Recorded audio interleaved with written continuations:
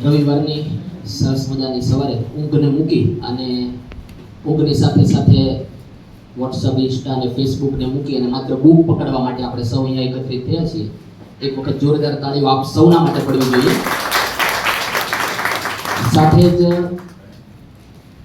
મહેશભાઈ ડોલરિયા અને એમની સમસ્ત ઓટલાની ટીમ કે જેમના થકી આપણને આ એક મંચ, આ એક પ્લેટફોર્મ મળ્યું છે અને કદાચ એ લોકો આપણા કરતા વહેલા જાગ્યા હશે તો જ એરેન્જમેન્ટ થઈ શકે. એમના માટે ડબલ તાળીઓ પડવી જોઈએ. એક સરસ મજાનું પુસ્તક છે મારા હાથમાં. પુસ્તકનું નામ છે નેગેટિવ થિંકિંગમાંથી કેવી રીતે બચશો. બ્રાયન ટ્રેસી એક અદ્ભુત મોટિવેશનલ સ્પીકર છે, લેખક છે અને એમના દ્વારા સરસ મજાનું પુસ્તક લખાયેલું છે. આંતરરાષ્ટ્રીય બેસ્ટ સેલર છે. કિસ ધ ફ્રોગ નામનું પુસ્તક તેમનું છે, બહુ પ્રચલિત થયું છે. બ્રાયન ટ્રેસીએ લગભગ એમ કહું કે 58 જેટલા દેશોની અંદર 50 લાખથી વધારે લોકોને સંબોધી અને એમના માઇન્ડની અંદર જે નેગેટિવિટી હતી એ બહાર કાઢવા માટે બહુ સફળ પ્રયાસ કરેલો છે. એમનું જ એક પુસ્તક મારા હાથમાં છે અને આજે આ પુસ્તકની થોડીક બાબતો વિશે આપણે ચર્ચા કરીએ. હાલનો સાંપ્રત જે સમય છે એની અંદર નેગેટિવિટી અથવા નકારાત્મકતા આપણા બધામાં ઘણી બધી ભરેલી છે. કદાચ આપણે સમયના એ કાળમાં જીવીએ છીએ જ્યાં સૌથી વધારે ફેસિલિટી આપણી પાસે છે, પણ આમ છતાં સૌથી વધારે ડિપ્રેશન પણ આ જ સમયમાં છે. અથવા એમ કહું કે સમયના એ કાળમાં છીએ કે જ્યાં સૌથી વધારે ફેસિલિટી છે એટલા માટે જ સૌથી વધારે ચિંતા અને ડિપ્રેશન છે. વાત ગમે તે હોય પણ આ ચિંતા, આ ડિપ્રેશન છે એ ક્યાંક આપણા મગજમાં નેગેટિવ થિંકિંગ ઊભું કરે છે અને એના સોલ્યુશન માટે શું કરી શકાય એની થોડી વાતો આજે મારે તમને કરવી છે. વાતની શરૂઆત કરું એ પહેલા 2-3 નાનકડા પ્રશ્નો પૂછવા છે. આપ હાથ ઊંચો કરીને જવાબ આપી શકો કે કેટલા મિત્રો અહીંયા એવા છે કે જેમણે જીવનના કોઈક ને કોઈક સમયે, ક્યારેક ને ક્યારેક કોઈક ને કોઈક પડાવમાં ડિપ્રેશન છે ફેસ કર્યું હોય. કદાચ એક દિવસ માટે, એક મહિના માટે, એક વર્ષ માટે ડિપ્રેશનમાં ક્યારેક તમે ફીલ કરેલું હોય. ઓકે, ચાલો, થેન્ક યુ. એક બીજો નાનકડો પ્રશ્ન કે તમારી લાઈફની અંદર કોઈ એવી વ્યક્તિ છે કે જેને તમે ક્યારેય માફ ન કરી શકો હાલના તબક્કે? એવું હોય તો તમે હાથ ઊંચો કરીને જણાવી શકો છો કે કોઈક એવી વ્યક્તિ છે કે એને હું લાઈફ ટાઈમ માફ તો નહીં જ કરું. ઓકે. આ પુસ્તકની શરૂઆત કરતા પહેલા 2 પ્રશ્નોના જવાબ એટલા માટે જરૂરી હતા કે ક્યાંક ને ક્યાંક જે નકારાત્મકતા છે, ચિંતા છે, હતાશા છે, નિરાશા છે, આપણા જીવનમાં ક્યાંક અત્યારે ફેલાયેલી છે અને એમાંથી બહાર આવવા માટે આપણે સૌ શું કરી શકીએ આની સરસ મજાની વાતો આ પુસ્તકમાં લખેલી છે.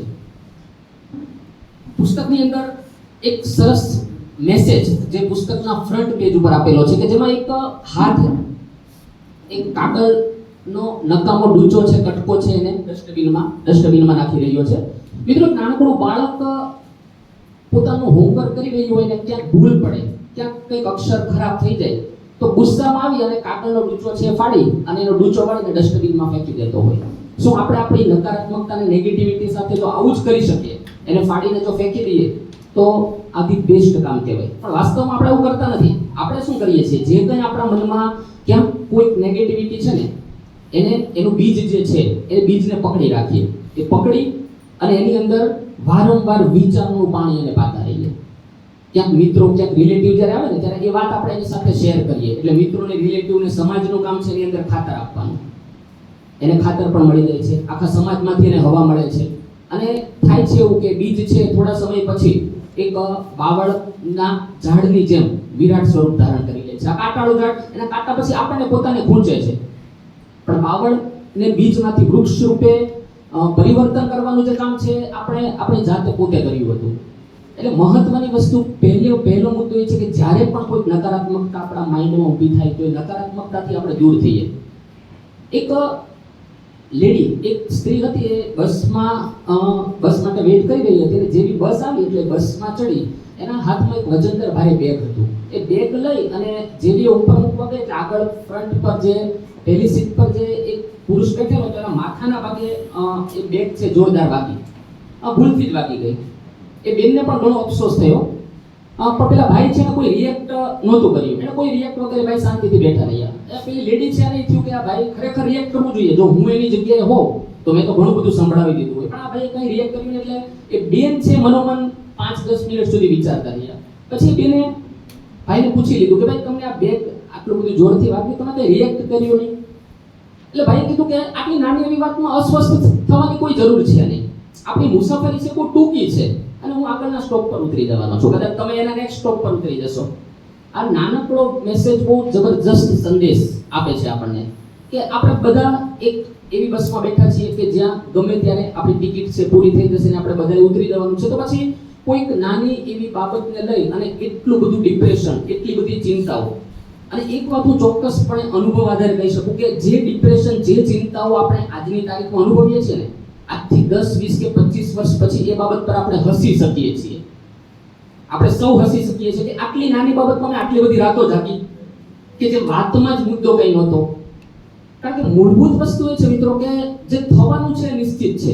આપણા હાથમાં કંઈ છે જ નહીં. ખરેખર આપણા હાથમાં માત્ર બેઠા બેઠા ચિંતાઓ કરવી અને રાતે તકિયા છે ભીના કરવા, આનાથી વિશેષ આપણે કંઈ કરી શકતા નથી. અને કરી શકતા હોઈએ તો આપણે કરીએ જ છીએ, પણ જે ફળ છે એ ક્યારે પાકશે અને કેવું પાકશે એના વિશે ચિંતા કરવાની આપણે જરૂર નથી. કારણ કે ભગવદ્ ગીતામાં જે સરસ મજાનો સંદેશ લખેલો છે એ જ છે. તમને પોઝિટિવ કરવા માટેનો સૌથી બેસ્ટ મેસેજ શ્રી કૃષ્ણ ભગવાન જ આપે છે કે જે થવાનું છે નિશ્ચિત છે, તમારે ચિંતા કરવાની જરૂર નથી. ફળની આશા છોડો, તમે તમારું જે કામ છે, તમારું કર્મ છે કરીએ જાઓ.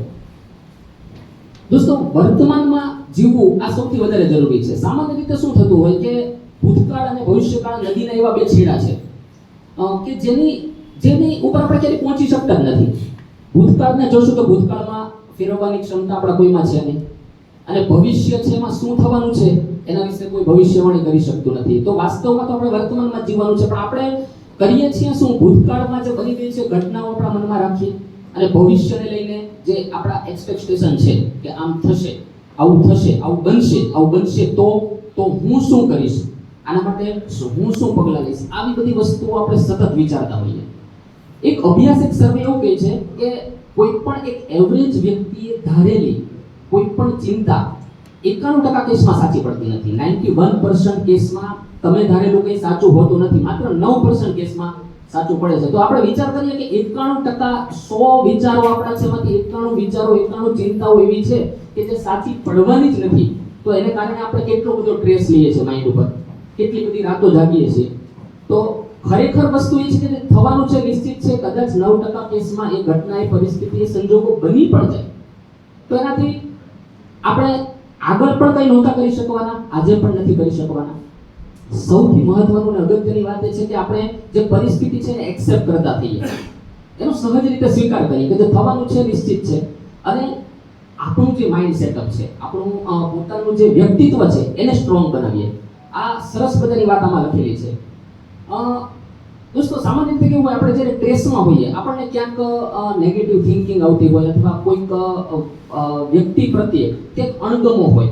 આવા સમયે આપણે શું કરીએ કે એકલા રહેવાનું પસંદ કરીએ. જનરલી કે હું બેડરૂમમાં છું, એમાં ટાઈમ સ્પેન્ડ કરું છું, સેડ સોંગ સાંભળીએ, અત્યારે પાછો એવો ટ્રેન્ડ છે, બરાબર. અને આ બધું કરીએ ને ત્યારે ખરેખર આપણે શું કરીએ છીએ કે મને બહુ થાક લાગી ગયો છે, મને બહુ થાક લાગેલો છે ને એટલે હું જોગિંગ કરવા જાઉં છું. તો આ વસ્તુ હાસ્યાસ્પદ હશે. મને બહુ તાવ આવે છે ને, અશક્ત છું ને એટલે મારે જમવું નથી, તો આ વાત પણ હાસ્યાસ્પદ લાગશે. તો ખરેખર આપણે આ જ વસ્તુ કરીએ છીએ. જ્યારે આપણે નકારાત્મકતા તરફ પસાર થઈએ છીએ ત્યારે નકારાત્મકતાથી આપણે દૂર જવાનું છે, એના બદલે આપણે એના તરફ જવા માટે પ્રેરાતા હોઈએ. મિત્રો અને ફ્રેન્ડ સર્કલને બોલાવીને જે ટોપિક, જે ઘટના આપણી સાથે બની છે એને વિસ્તારપૂર્વક ગહન ચર્ચા કરીને એની સામે એનું વિસ્તરણ કરતા હોઈએ છીએ. અને એકચ્યુઅલી મિત્રો શું કરે છે, એ લોકો આપણા મિત્રો જ છે, પણ એ લોકો એ સમયે એ ઘટના અથવા સામેવાળી વ્યક્તિને જજ કરવા કરતાં તમને જજ વધારે કરતા હોય છે. બીજી વાત એ છે કે એ લોકો એના ઉપર કોઈ ચોક્કસ ડિસિઝન આપી શકતા નથી, અને જો આપી શકે ને તો એ તમારા ફેવરમાં જ આપશે, કારણ કે તમે એના મિત્ર છો. તો ખરેખર આ ઘટના, આ વસ્તુ વિશે કંઈક આપણને નિષ્કર્ષ મળી શકે એવું હોતું જ નથી. તો આના માટેનો બેસ્ટ વે કયો? તો આના માટેના ઘણા બધા બેસ્ટ વે છે. એ બધા રસ્તાઓ, એ બધી નાની નાની કેડીઓ અને પંથો છે આ પુસ્તકમાં બહુ સરસ રીતે વણેલી છે કે જેમાંથી આપણે કંઈક અંશે ઝડપથી ઉગરી શકીએ, ઝડપથી બહાર આવી શકીએ. એક બીજી સરસ મજાની વાત, માઇકલ એન્જેલોએ એક સરસ મજાની ડેવિડની મૂર્તિ, બહુ ફેમસ છે ડેવિડની મૂર્તિ, માઇકલ એન્જેલો દ્વારા બનાવવામાં આવી હતી. માઇકલ એન્જેલો છે બહુ સરસ મૂર્તિકાર હતા. એમનો સરસ મજાનો પ્રસંગ આ બુકમાં ટાંકેલો છે કે જેમાં માઇકલ એન્જેલો એક વખત જ્યારે પણ પોતાના કામના સ્થળે છે ત્યારે રસ્તામાં એક બહુ મોટો આરસનો પથ્થર પડેલો હતો. ઘણા વર્ષોથી એને જોતા હતા. એની પર ઘણી બધી માટી ને ધૂળ જામી ગઈ હતી. ઘણા બધા ઝાડી ડાળખા આવું બધું એના ઉપર હતું. એક દિવસ એમને એવો વિચાર આવ્યો કે આ પથ્થરમાંથી હું એક મૂર્તિ બનાવું, ડેવિડની મૂર્તિ બનાવું. અને એ પથ્થરમાંથી એમને ડેવિડ દેખાયો એ સમયે. હવે એનું કામ બહુ સરળ અને સીધું હતું. હવે એને શું કરવાનું હતું? એને માત્ર જે ભાગ ડેવિડનો નહોતો, વધારાનો જે ભાગ હતો શિલ્પકાર તરીકે, એ જાણે છીણી હથોડી લઈને કાઢવાનો હતો. એ વસ્તુ એને કાઢી નાખીને ડેવિડની મૂર્તિ છે એ તૈયાર થઈ ગઈ. આ ડેવિડની મૂર્તિ અત્યારે વિશ્વ કક્ષાના જે શ્રેષ્ઠ મૂર્તિકારો દ્વારા જે બનાવવાની શ્રેષ્ઠ કૃતિઓ છે એમાંની એક છે, કે જે વિચાર એને માત્ર બહુ સહજ રીતે આવેલો હતો. ખરેખર આપણા સૌની અંદર એક સરસ મજાની વ્યક્તિ પડી છે, પણ ક્યાંક આપણી ઉપર આ ચિંતા, સ્ટ્રેસ, ભય, તણાવ, હતાશા, નિરાશા, આ બધી વસ્તુ આપણે ઘેરી રાખેલી છે. એના કારણે આપણે સાચી રીતે આપણું વ્યક્તિત્વ છે એ નિખારીને બહાર લાવી શકતા નથી. તો એના માટે આ જે વસ્તુઓ છે ને એને આપણે આપણા શરીરમાંથી દૂર કરી દઈએ. જે રીતે માઇકલ એન્જેલોએ વધારાનો ભાગ દૂર કર્યો એટલે પથ્થરની અંદર તો ઓલરેડી ડેવિડ બેઠેલો હતો એ બહાર આવી ગયો. આવી રીતે આપણામાંથી પણ એક સરસ મજાની એક હસતી ખીલતી વ્યક્તિ બહાર આવી શકે, પણ એના માટે જરૂરી છે આ બધી વસ્તુઓને બહાર કાઢવાની. તો એક સરસ પ્રસંગ છે કે જે મને ખરેખર આમાંથી બહુ વધારે પસંદ પડ્યો હોય. એક બીજી એક સરસ વાત છે કે આપણી જે અપેક્ષાઓ છે ને, આપણી એક્સપેક્ટેશન ક્યારેય પૂરી થતી નથી. તમે એવા ઘણા લોકોને જાણતા હશો કે જે લોકોને મેરેજ કરવા છે પણ મેરેજ થતા નથી. એની સામે એવા પણ લોકો છે. ઓકે, એની સામે એવા પણ લોકો છે દોસ્તો કે જેના મેરેજ થઈ ગયા છે, એંગેજ થઈ ગઈ છે અને તૂટી ગઈ છે. જેના મેરેજ થઈ ગયા છે એમનું પણ તૂટી જાય છે. મેરેજ થયા પછી પણ પ્રશ્ન છે કે બાળકો, સંતાન થતા નથી.